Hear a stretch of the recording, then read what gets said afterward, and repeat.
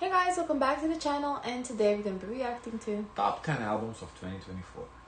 Let's see. Sometimes I see people saying that my year-end lists are too conformist. Number 10 is the Camila Cabello album that everyone hated. Look, I can't. I love it. Okay, this is interesting. Remember the other video, the biggest flops? It was this. That's interesting.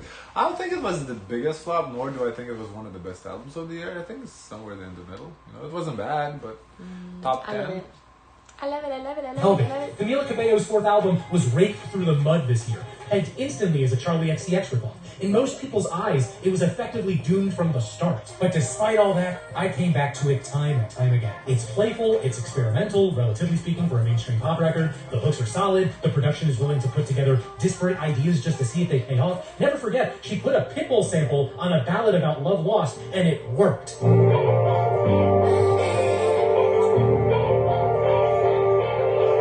Don't look at the Drake features though. Not to be the cringe YouTuber who makes videos about things, but I did make a whole video about this thing that explains my thoughts in more detail. Go check that out if you want to read more. So yes, CXOXO is at number 10. Yay! I need to regain my credibility. Put the Cowboy album at number 9.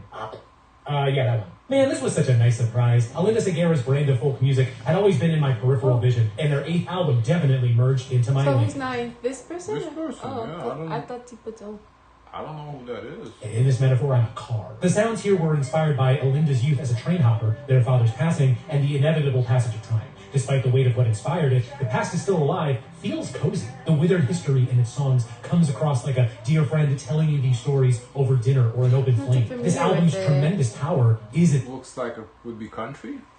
but the name, I don't recognize the name Me either. neither, I don't know. It's intimacy, and I'm loving it. By the way, if you want to hear songs from each of the albums I mentioned, check out the playlist linked in the description. As I've gotten older, I've come to appreciate music that is I don't think that album charted because we haven't seen it anywhere. I don't know who they are. good all around, but excels in one specific scenario.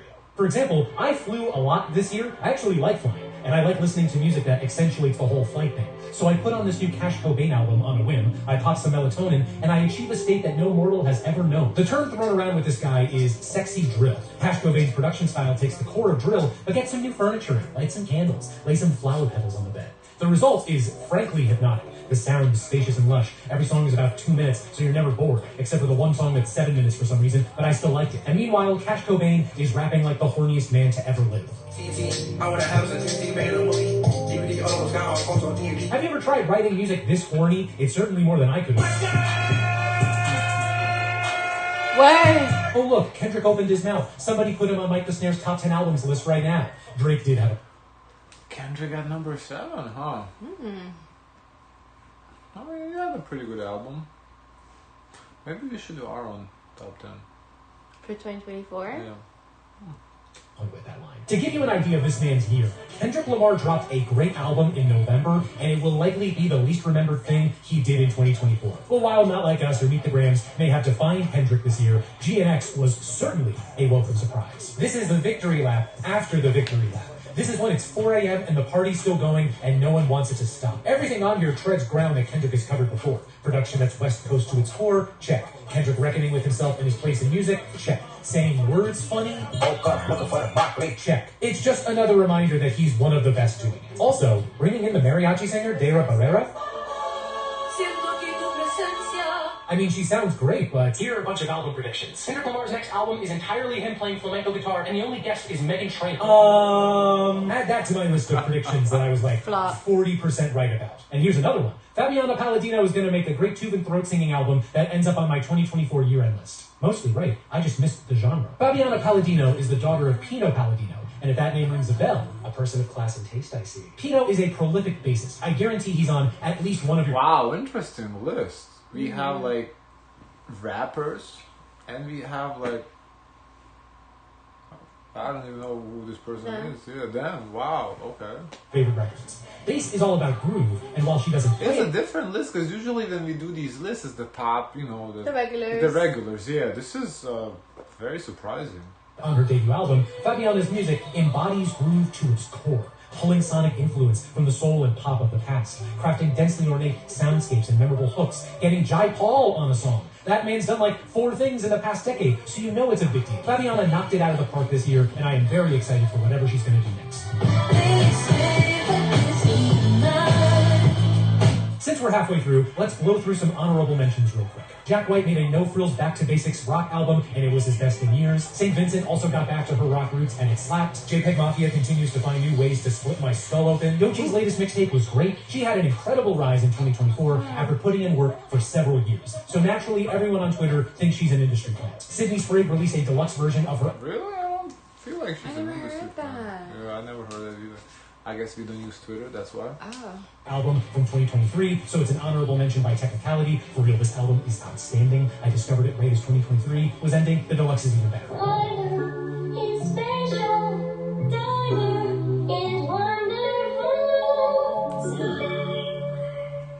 MJ Lenderman, Dudes Rock, Dudes Rock Hard. Confidence Man became our generation's Venga Boys, and I mean that in the best possible way. And I Saw the TV Glow's soundtrack created a late 90s... artists like I never heard of.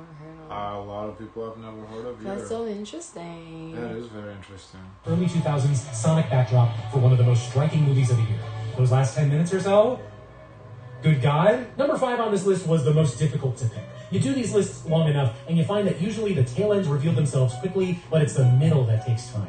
Like a Tootsie Pop. And at the center of this Tootsie Pop are a bunch of Irish. This commercial. I tried to recreate this commercial every time I had one of those. No, with I like Fonty. to bite the lollipop. Why?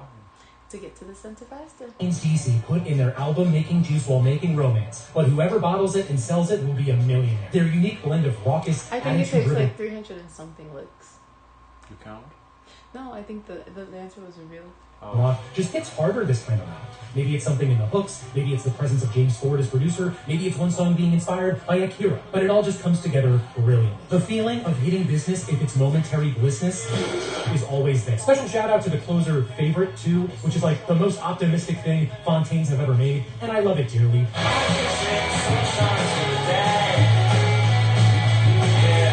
Reminds me very much of Arctic Monkeys' Suck It and See, which James Ford also produced. Would you look at that? Romance is catchy, it's loud, and it's even beautiful at times. It's everything you could ever want, but it's not everything.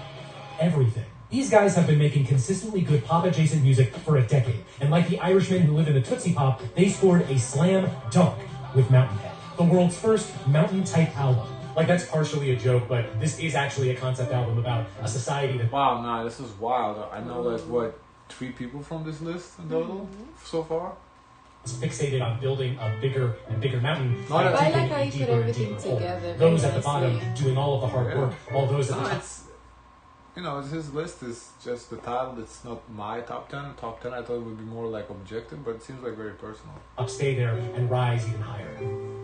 I know, right? Totally divorced from reality. Everything have always been so good at weaving current-day subject matter into their music. So it stands to reason that their most ambitious concept has given us their best album yet. Every track here goes exactly where you want it to go, yet you're always surprised by the turns they take, the melodies they weave, the production they create, the lyrics they write. It's all full of perfect little musical moments that hit so immediately that you wonder why no one else had come up with them before.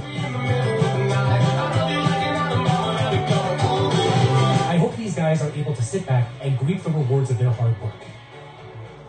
Wait, Greep? What the fuck?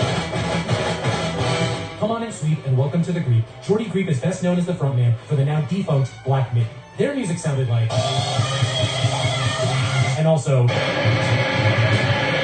that was the old sound, and this is the new sound. And the new sound is like half the old sound and half bossa nova. And man, does it sound good. Like, oh my god. Parts of this album are downright stunning in their engineering.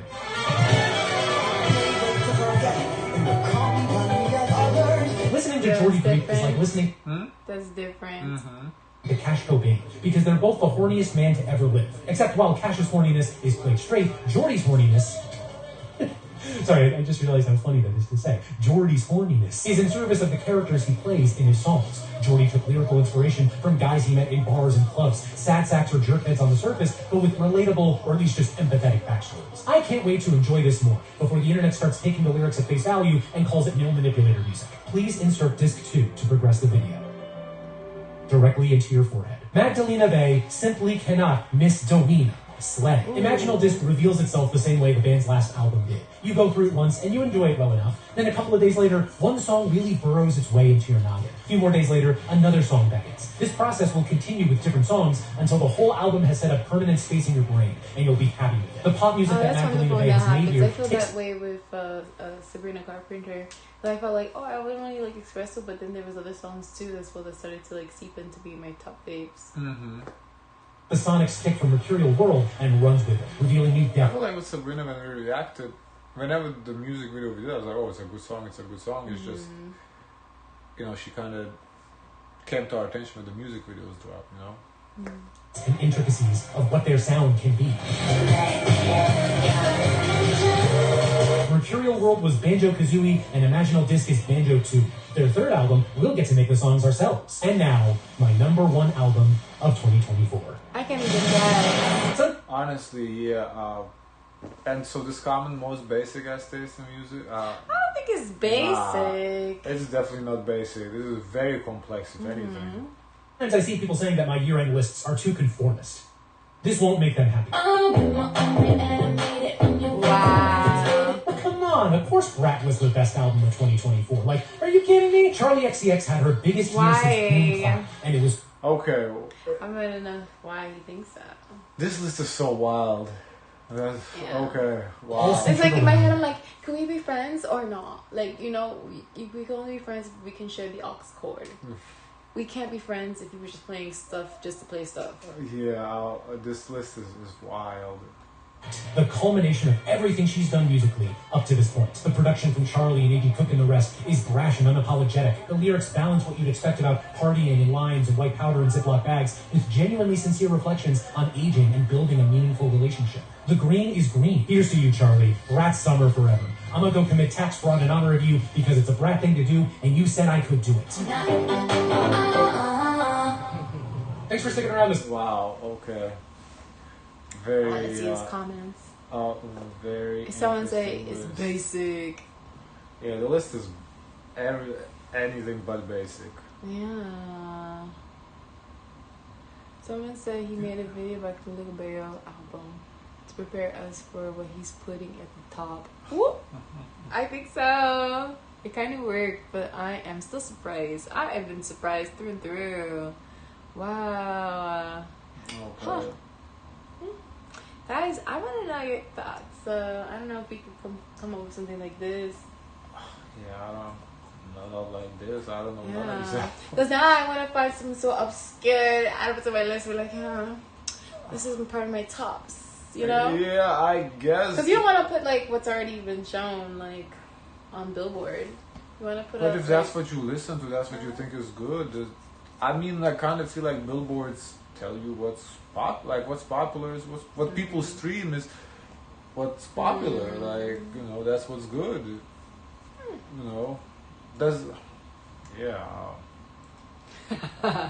Very interesting list. Wow. Guys, of course, let us know your thoughts. So like, comment, and subscribe. Join the Discord. Soys, share as much kindness as possible.